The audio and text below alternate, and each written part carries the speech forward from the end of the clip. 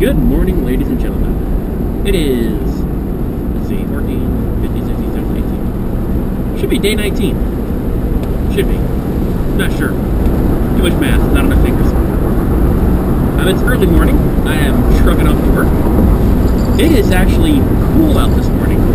There's a slight chill in the air. I don't know what to think about that. Don't know if we had another cold front come through or what, but it's,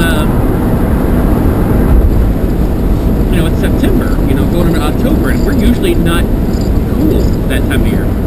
But it's actually might be chilly out this morning.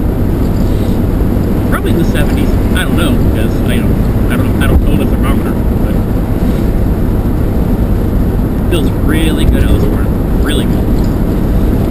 A little overcast. The sun hasn't made its way out yet, but as soon as it does, I'm sure it'll get uncomfortably warm.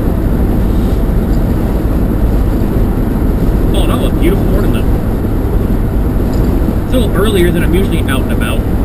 Phoning off at 8 o'clock this morning. Somebody work-related wanted something, and actually one of our vendors called at 8 o'clock, so it was work-related, but you know, I'm getting kind of fed up with that. They're calling my personal cell phone. Sorry, hold a second. And I've told them time and time again, you know, it's, if you can't reach anybody else, you can call me on my cell phone. But in the mornings, my day doesn't start till 9. I'm not at work till 9 o'clock in the morning. Those are my hours. If it's an emergency, then you can call me. And if I don't answer, leave a message identifying what the problem is. This particular vendor apparently is not smart enough to be able to figure that out. 8 o'clock on the nose this morning. On the button, my phone rings. I don't recognize the phone number, so of course, I don't answer it. It's one of the installer techs from a certain cable company who is calling me for some freaking reason. I didn't answer, and when I checked the voicemail, all it said was, "Hey, this is so-and-so, give me a call back." No, up yours. Day does not start till 9. I'm sorry you're doing whatever it is you're doing at 8, but don't bother me with it. Now, if you're standing in the lobby of our hospital, and you've been told to be there by somebody, which you haven't, at least by nobody that works on our location, because I'm the one who calls the cable vendors and schedules them, or Steve is. I can guarantee neither one of us told you to be there at 8. And as far as I know, there's no cabling to be run in our facility, not by your company. So yeah, you're not getting a call back until after 9. And I may call you back then, or I may the hell not. But if you're sitting in our lobby waiting for one of us to show up, then leave that in your message. Explain to me why you're there, and what you're doing, and why I should care. But honestly, that really goes for anybody who calls me. If I don't answer, it's either because I don't have my phone, or I'm bloody busy doing something else. If you actually want me to call you back, leave a freaking message that states, you know, who you are, because I mean, I should know if you're one of my friends, but a lot of you, you know, aren't on my friends list. But I mean, honestly, if you're gonna call me and I don't answer, it's because something is going on that I'm not able to, because I like being on the phone. I like talking to people. I'm a very personable person, so if I don't answer, that probably means that something is up and I'm busy, or I simply don't have the phone with me. Now, if it's Kim or Steve, then I'm in the shower. Because it doesn't matter what time of day, or night, or morning, or evening, or any other time, I decide to get a shower. I'll step in, turn the shower on, and have just proceeded to, you know, wet myself down, and the phone will ring. And I know when it rings, I'm like, that's Steve, or it's Kim. Without fail, almost. I mean, just ridiculous. It's hilarious. You know, I don't know. But honestly, if you call and I don't answer, something's going on, then leave a message and put a little detail in it. Don't just say, "Hey, it's so-and-so, call me back." No. You probably won't get called back then. Unless, of course, you are on my friends list, and then I'm going to call you back anyway. Be like, "Oh, hey, I see I missed your call." And that'll be before I even check the messages. You know, I'll just see that you called, and I'll see that I missed a call, and I'll be like, oh, hey, so-and-so called, and I'll call you right back. And you'll be like, hey, did you get my message? I'll be like, no, I didn't check it. I just saw you call and called you back. Bad road. You know, it just annoys me. You know, I don't... You know, I try not to be an asshole. I try to be really professional with my vendors and with everything else. But if I trust you enough to give you my personal cell phone, or if the situation is just serious enough that I need to give you my cell phone so that you'll be able to reach me if something goes wrong or something goes right, don't abuse that fact. You know, don't call me for every little thing. God knows don't call me before my date actually starts. Sorry, this road's a little bit rough, and I'm going a little quicker than I usually do for some reason.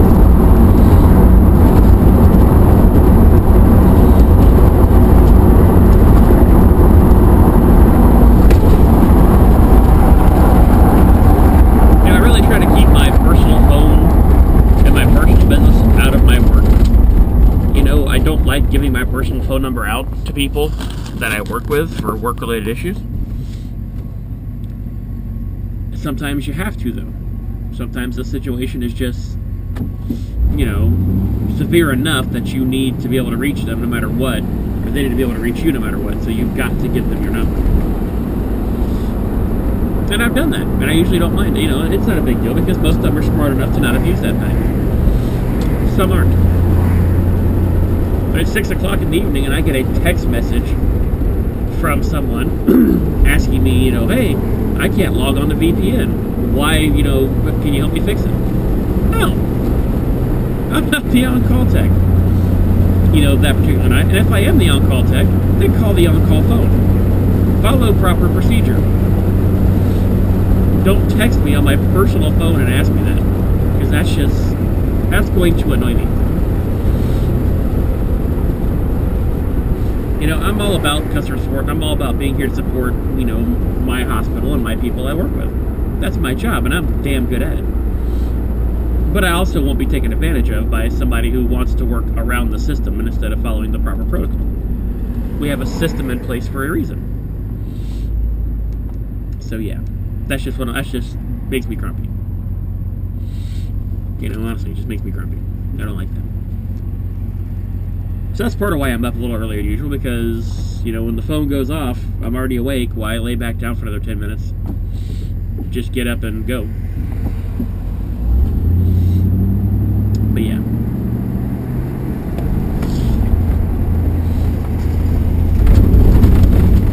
And that's just what, you know, and that kind of irks me even more, because, again, I'm in charge of infrastructure and cabling, and really just vendor relations. And I can't think of any reason, though, this particular cable vendor would be anywhere in the hospital or at any of our peripheral facilities, because I haven't scheduled them. Now, there is somebody else in my chain of command that likes to schedule stuff and not tell anybody.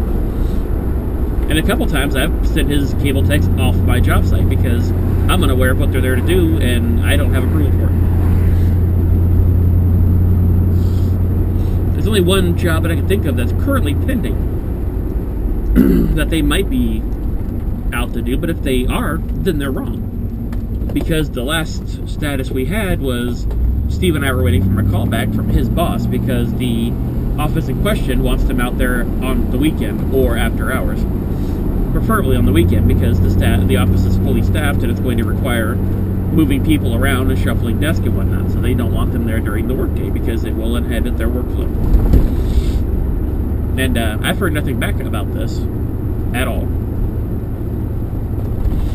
So if they're out on that job site this morning, they will be told to leave until I verify with the person running that office that they're supposed to be there. You know, I mean, I just don't understand why some people can't understand basic instructions.